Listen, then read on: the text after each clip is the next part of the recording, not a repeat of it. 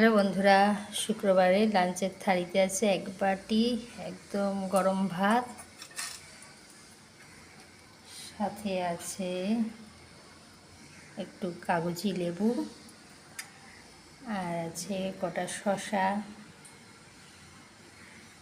তারপর আছে কলমি শাক, রসুন আর কালো জিরে ফোড়ন দিয়ে ভাজা, আছে কাতলা মাছের আলু কাঁচকলা দিয়ে পাতলা ঝোল, টমেটো জিরে আদা বাটা দিয়ে, আর এদিকে আছে আমের পাতলা টক।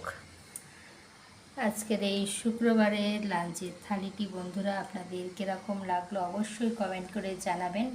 ভালো লাগলে লাইক করবেন, কমেন্ট করবেন এবং শেয়ার করবেন, আর সাবস্ক্রাইব করে আমার পাশে থাকবেন বন্ধুরা।